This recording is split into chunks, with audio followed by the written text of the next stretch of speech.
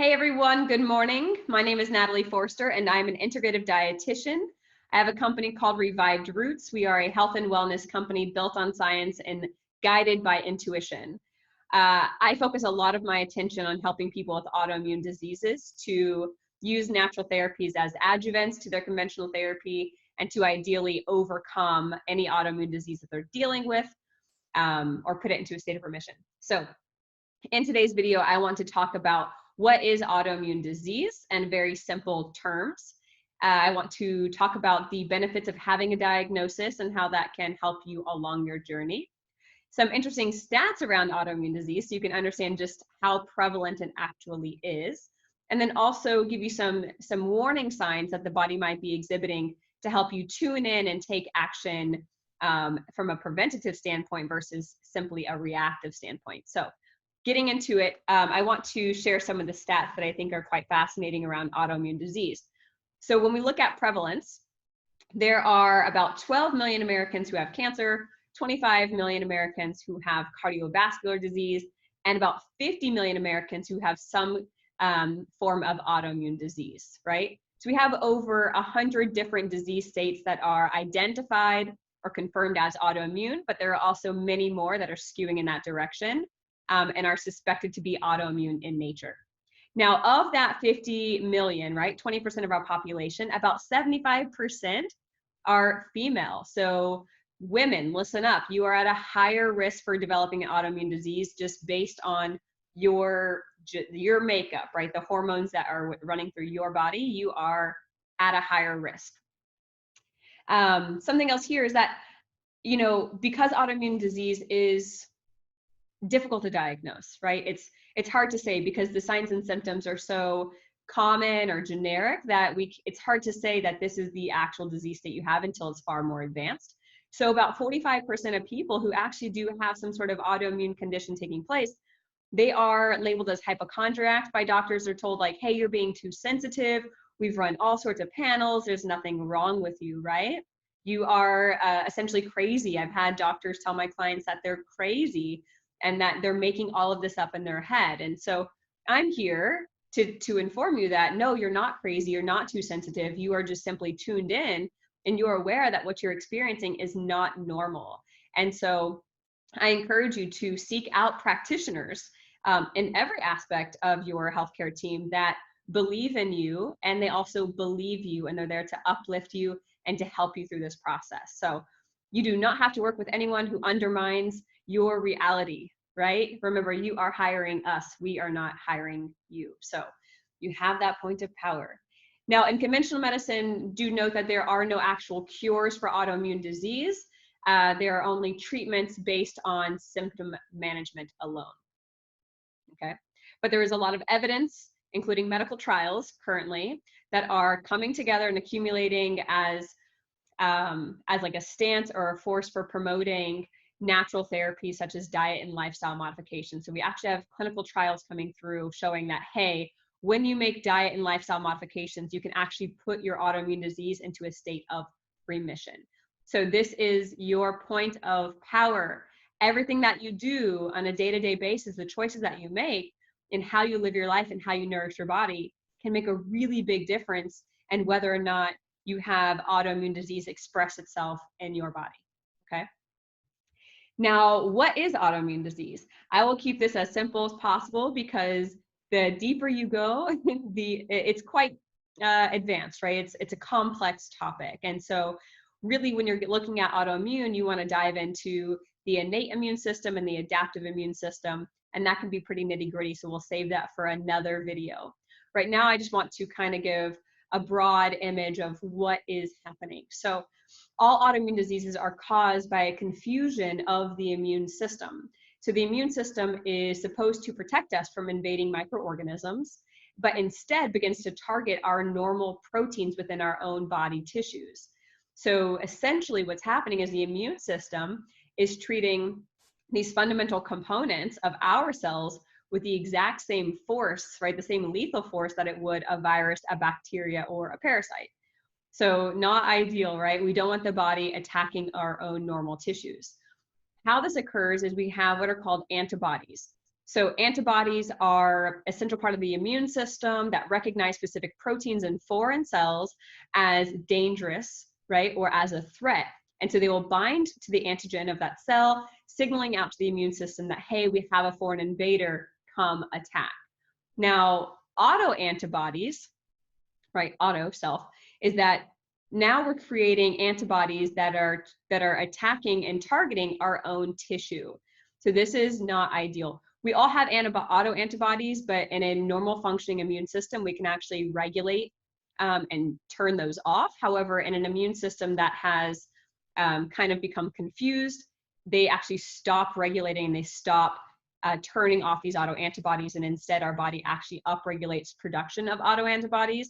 And now we have this whole army essentially who thinks that our own normal tissue is the foreign invader that's dangerous and a threat. So that's kind of the first critical, crucial steps in the development of autoimmune disease.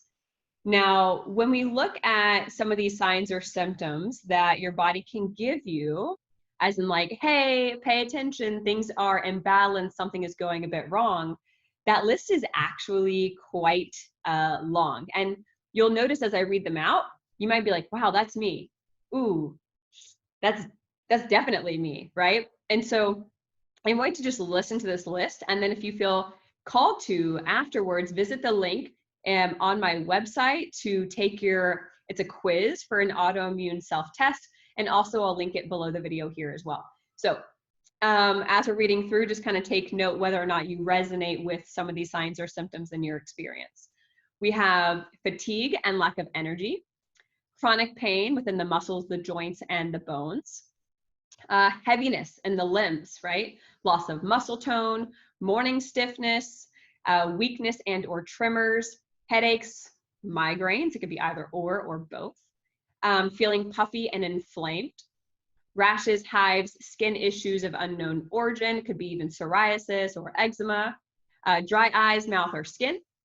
Let's see here, white patches on the skin or even inside the mouth, ulcers within the mouth, trouble maintaining a healthy weight, difficulty with exercise, even IBS, so irritable bowel syndrome of constipation, diarrhea, or the two combined, abdominal pain or stomach cramps, blood or mucus in the stool, difficulty falling or staying asleep, having cold hands, cold feet, or just generally your whole body is running cold. It's difficult to warm up. Heat intolerance and or sun sensitivity, rapid heartbeat, night sweats, difficulty swallowing with a hoarseness or a lump in the throat, decreased sense of taste or smell, difficulty concentrating or focusing. So really that brain fog, which is one of the key symptoms that my clients come to me with, thinning hair or hair loss, loss of the outer 1/3 of the eyebrow, numbness or tingling in the extremities, dizziness or lightheadedness, dark circles under the eyes, food allergies and or sensitivities, unexplained low-grade fevers, as well as periodontal infections or gum issues. So on the test on my website, you can actually go in and you can rate this, right? You can say, this happens for me never. This happens for me monthly, weekly, or daily. And at the end of that quiz, you'll come up with a total and it will let you see where you are in the development of an autoimmune disease or the potential risk there. So really informative, just lets you kind of see, ooh, am I like really going down a path right now that I don't want to be on? Or am I just getting normal symptoms on a non-regular basis that could be a response to my environment or my diet at certain times, right? So the more prevalent and persistent a symptom is, that's something that we really want to pay attention to, okay? So I will link that below this video. And again, it's right there on my website. It's quiz, what's your autoimmune status, okay? So I think let's go into one more thing here. So a diagnosis, right? Why would it be beneficial to have a diagnosis? Before I go into this, I want to say, if you are experiencing symptoms that you know are abnormal, and if you take that autoimmune self-test and you see, man, I'm really walking down a path here, do not wait for a diagnosis to start taking action, okay? The diagnosis does not need to precede changes, whether that's diet or lifestyle, both. It's just there as a benefit, right? And so some of the benefits of having the diagnosis would be, one, it helps you connect with the right medical specialist. It helps you and the specialist decide which treatment, conventional treatment, is best for you, as well as any like diet, lifestyle modifications. It helps you connect with others who are suffering from the same condition. And I think this is actually one of the most valuable things is, no one in my life understands what I'm going through, but yet there's this whole community of people with lupus that I can talk to about my experience, and they actually get it. I'm not alone, right? That's really powerful. It helps complementary care practitioners such as myself really tailor our plans. So if I know which condition you're dealing with, I can be a little bit more fine-tuned in my recommendations. But generally having testing available, we can kind of bypass the need of a diagnosis and just start asking questions that we can go ahead and respond to more immediately. It also enables you to research and educate yourself on your disease. So it's, again, it's allowing you to inform yourself, right? I think that's also super powerful. And let's see, which one do I want to point out here? Oh, it helps you understand what progression of the disease might look like, right? So if you decide, oh, I got diagnosed with MS, and ooh, I need to stop eating bread. I would rather have MS than eat bread. Now you can go and look and say, okay, well, what does advanced MS actually look like? Oh, I don't have control of my body system. I can't actually walk. I may not be able to feed myself. Wow, I think I would much prefer a life without bread than going down that advanced stage route. So it gives you, again, more informed choice, I guess I would say. And it also just gives you peace of mind knowing what might be causing your symptoms. So, okay, guys, that's really what I've got for you today. That is what autoimmune disease is from a very generalized, broad picture. What are some signs and symptoms that you can start to pay attention to, how diagnosis might be beneficial, as well as just some really interesting statistics around autoimmune disease. If you guys have any questions at all, please feel free to drop them in the comment section below, and I will get back to you as soon as possible. Otherwise, I hope you have a beautiful first day of fall, and I'll be back soon with more autoimmune conversations. Cheers.